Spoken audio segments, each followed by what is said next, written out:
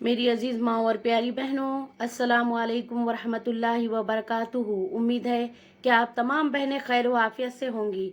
आउज़ु बिल्लाहि मिनश शैतानिर रजीम, बिस्मिल्लाहिर रहमानिर रहीम।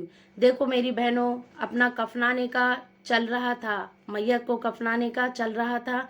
इसलिए अब हमें ये देखना है कि मैयत को कैसे कपड़ों में कफन दिया जाए, मैयत के लिए कैसे कपड़े इस्तेमाल किया जाए।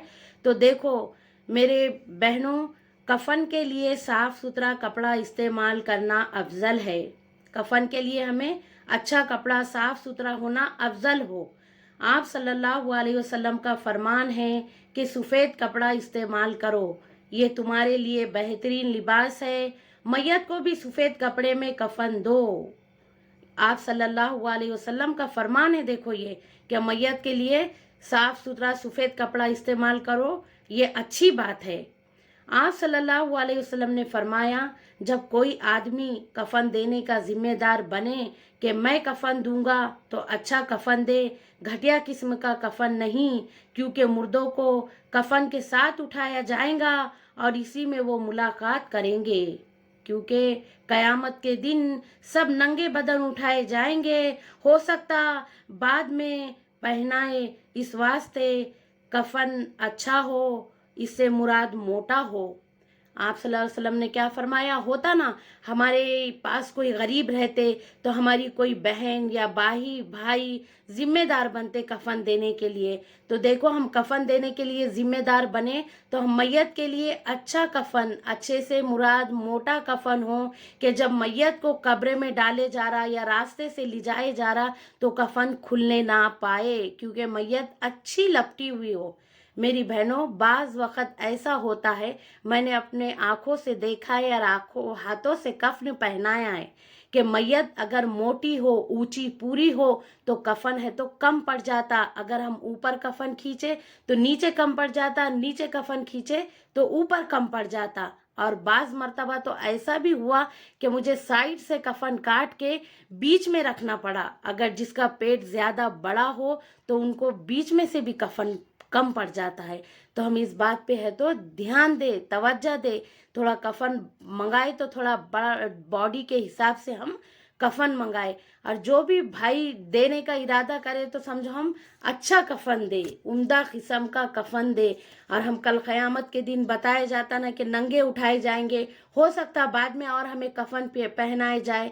आज हम देखते और सुनते ना कि कहीं पर है तो मैयत, एक मैयत दफन करने के लिए गए थे, बाजू में दूसरी मैयत देखे तो उसका कफन जैसा का वैसा था। बताया जाता ना कि जो नेक और अच्छे बंदे होते तो उनके कफन को है तो धब्बा भी नहीं लगेगा। तो इसलिए कफन अच्छा देना चाहिए।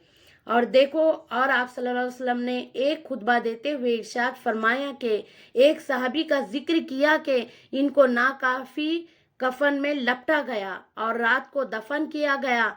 रावी कहते हैं कि आप सल्लल्लाहु अलैहि वसल्लम ने हमें डांटा कि मैयत को रात में दफन किया जाए, इल्ला के कोई मजबूरी हो। देखो आप सल्लल्लाहु अलैहि वसल्लम ने भी कफन कम पड़ने पर है तो साहबियों को डांटा, क्योंकि कफन कम नहीं होना चाहिए, कफन अच्छा होना चाहिए। और मजीद फरमाया कि मुसलमान भाई अपने मुसलमान को कफन दे तो अच्छा दे, अच्छे से मुराद बदन छुपा हुआ रहे, ढका हुआ रहे, मोटा रहे। अच्छे से मुराद ये नहीं कि रेशमी के कपड़ों का हम कफन दे या दूसरे और उम्दा से उम्दा किस्म का हम कफन दे। अच्छे से मुराद है कि बस कफन मोटा और अच्छा होना चाहिए। तो देखो ये बातें हमें जानना बहुत ज़रूरी है। और जहाँ तक भी हो सका मेरे वीडियोस देखते रहे और उसे शेयर भी करते रहे, सब्सक्राइब भी करते रहे और लाइक भी करते रहे और सवाब की नीयत से दूसरों तक पहुँचाए, ताकि लोग है तो अगर कम से कम नहीं कफना सके तो दूसरे बहनों को बताए कि ऐसा ऐसा कफनाने का तरीका रहता। अगर हमें मालूम होने के बाद हमारा इल्म बांटना हमारे लिए बहुत ज़रूरी है। हम जितना इल्म बांटेंगे अल्लाह तबारक ताला उसमें और इजाफ़ा देंगे। देखो आगे भी मैं आप वीडियो में बताऊंगी मैं कि मैयत मुर्दे आदमियों को कितने इसमें कफन दिया जाता और औरतों को कितने कपड़ों में कफन दिया जाता। अस्सलामु अलैकुम वरहमतुल्लाहि